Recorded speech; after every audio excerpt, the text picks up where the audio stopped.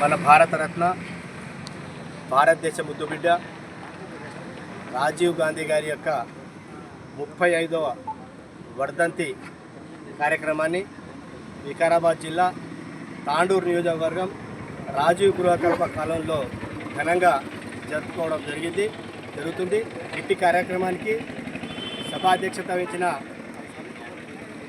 పట్టణ అధ్యక్షులు శ్రీ నాగు గారు, ముఖ్య అతిథిగా విచ్చేసిన మున్సిపల్ చైర్మన్ నీరజా బాలరెడ్డి గారు, మరి అఫ్ఫు గారు, మరి సంతు గారు, సీనియర్ కాంగ్రెస్ నాయకులు, కౌన్సిలర్లు, యువ నాయకులు, యువజన కాంగ్రెస్ నాయకులు, ఎన్ఎస్యుఐ, మహిళా Congress, SC ST BC minority అన్ని కార్యక్రమాల్లో పాల్గొంటున్న ప్రతి ఒక్కరు, ఆప్షన్ మెంబర్సు, మరి కాంగ్రెస్ సీనియర్ నాయకులకు ప్రతి ఒక్కరికి పేరు పేరున నా యొక్క హృదయపూర్వక నమస్సుమాంజలు.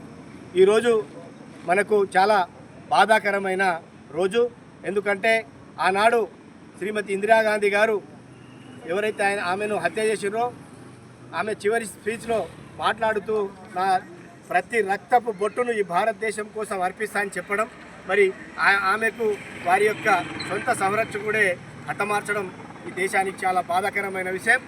ఆ హతమార్చిన తర్వాత రాజీవ్ గాంధీ గారిని తీసుకొచ్చి మరి ఈ దేశాన్ని, మరి ఈ కాంగ్రెస్ పార్టీని ముందుకు తీసుకుపోవాలి, ఈ దేశాన్ని పరిపాలించాలంటే మరి వారే సరి అయిన వ్యక్తి అని చెప్పి ఆయనకి పగ్గాలు, తల్లి మరణం తర్వాత పగ్గాలు అప్పచెప్పడం, భారత ప్రధానిగా చేయడం, మరి తదుపరి ఎన్నికల్లో ఆయన మంచి మెజారిటీతో మరి ప్రధానిగా గెలిచి ఈ దేశానికి ఎన్నో సంస్కరణలు చేసి మన దేశంలో ఎన్నో కార్యక్రమాలు చేయడం జరిగింది.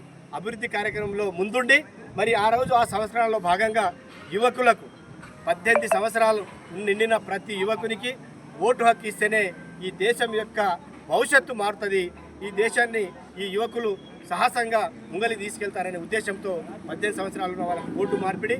అదేవిధంగా కంప్యూటర్, ఈరోజు మనం ఫోన్లు, సెల్ ఫోన్లు ప్రతి ఒక్కటి వాడుతున్నాం.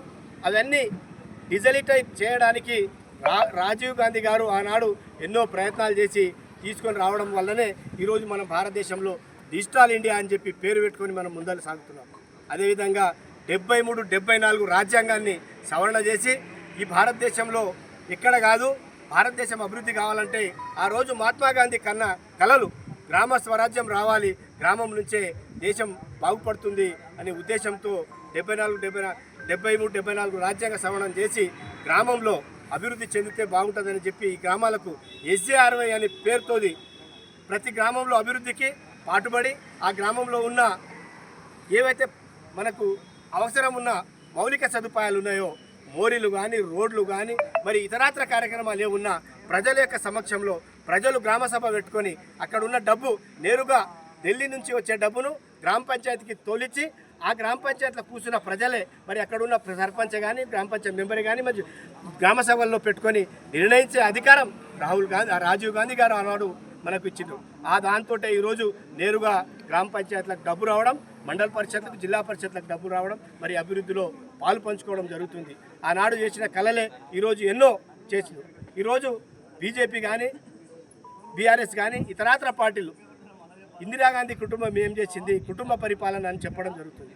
ఆనాడు భారతదేశం స్వాతంత్రం కోసం నెహ్రూ గారు వారి యొక్క ఆస్తులను మొత్తం దారాదత్తం చేసి భారతదేశం కోసం త్యాగం చేసిన వ్యక్తి ఆయన గాంధీ కుటుంబం, నెహ్రూ గారు. మరి దాని తర్వాత ఇందిరాగాంధీ త్యాగం చేసింది, ప్రాణాలు ఇడిచింది. రాజీవ్ గాంధీ గారికి కూడా మరి ఎల్టీటీ వాళ్ళు ఆ రోజు తమిళనాడు పెరంబదూరులో హతమార్చడం జరిగింది. మనకు అందరికీ తెలిసిన విషయం. మరి బీజేపీ వాళ్ళు ఒకరన్నా ప్రాణాలు అర్పించారా? ఈ దేశానికి ఏం చేశారు? ఈ దేశానికి ఇప్పుడు అప్పులు కుప్పగా మార్చేసి మరి మేము ఈ భారతదేశాన్ని చేస్తున్నామంటే అభివృద్ధి చేస్తున్నామని కులాల లోపల హిందూ ముస్లిం అని చెప్పి వేరే ఇతర కులాలని చెప్పి కులాల్లో చిచ్చు పెట్టి ఈ దేశాన్ని విడదీయడానికి బీజేపీ ప్రభుత్వం శాయశక్తుల ప్రయత్నం చేసింది. దీన్ని ప్రజలు గమనించాలి. ఈరోజు భారతదేశ పరిస్థితి ఏముంది? ఆర్థిక పరిస్థితి ఇప్పుడు నిపుణులు చెప్తున్నారు, మనకు ప్రతి ఒక్క నిపుణులు మాట్లాడుతున్నారు. భారతదేశ ఆర్థిక పరిస్థితి చాలా ఘోరంగా ఉంది. రూపాయి డాలర్ ముంగల మన రూపాయి పరిస్థితి 96 పైసలు, 96 రూపాయలకు డౌన్ అయిపోయింది. మనం ఆ రోజు మన్మోహన్ సింగ్ గారు ప్రధానమంత్రిగా ఉన్నప్పుడు ఆయన మన భారతదేశం యొక్క రూపాయి ఎంత 64-65 రూపాయలు ఉండే, ఈరోజు 95-96 రూపాయలకు పడిపోయింది. దీనికి కారణం ఎవరు? ఈరోజు బీజేపీ కాదా? మరి ఇటువంటి పరిస్థితులను తీసి విడిచిపెట్టి ఏదో గాంధీ కుటుంబం ఏం చేయలేదు, మొత్తం వాళ్ళకి చేసిరు వీళ్ళకి చేసిరు అని చెప్పి మళ్ళేసి అన్ని జూట మీడియా ప్రచారాలు చేసుకొని మరి ఈ ప్రచారాలను తిప్పికొట్టాలి.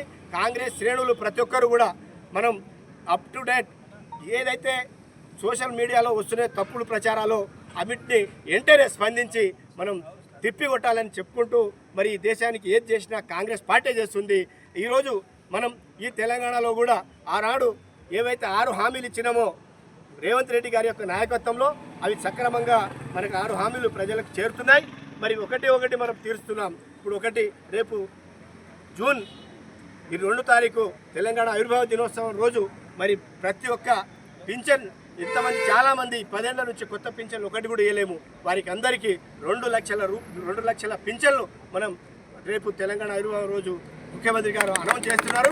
ఈ పింఛన్లు ప్రతి ఒక్క పేదవారికి, నేను కాంగ్రెస్ కార్యకర్తలకు చెప్పేది ఏంటంటే వాస్తవంగా ఉన్న బీద కుటుంబానికి సెలక్షన్ చేసి మీరు ముందుండి ఈ పింఛన్ మేము ఇస్తున్నాం, కాంగ్రెస్ పార్టీ ఇస్తుంది, రేవంత్ రెడ్డి నాయకత్వంలో రేవంత్ రెడ్డి గారు ఇస్తున్నారని చెప్పి మన వికారాబాద్ జిల్లానే ముందులో పెట్టి అందరం కలిసికట్టుగా ఉండి మరి వచ్చే ఎన్నికల్లో 28లో మళ్ళా కాంగ్రెస్ పార్టీని అధికారం తెచ్చి రేవంత్ రెడ్డి గారిని ముఖ్యమంత్రి చేయాలనే ఉద్దేశంతో మనమందరం పనిచేద్దాం. అదే 29లో మళ్ళీ రాహుల్ గాంధీ గారిని ప్రధానిగా చేయడానికి మనమందరం సంసిద్ధులుగా ఉండి ఐక్యతతో ఉండి కాంగ్రెస్ పార్టీకి జిందాబాద్ కొట్టుకుంటూ మరి గాంధీ కుటుంబానికి అందరిగా లాయల్గా పనిచేద్దామని చెప్పుకుంటే అవకాశం ఇచ్చిన మీ అందరికీ ధన్యవాదాలు చెప్తున్నాను. జై హింద్, జై కాంగ్రెస్.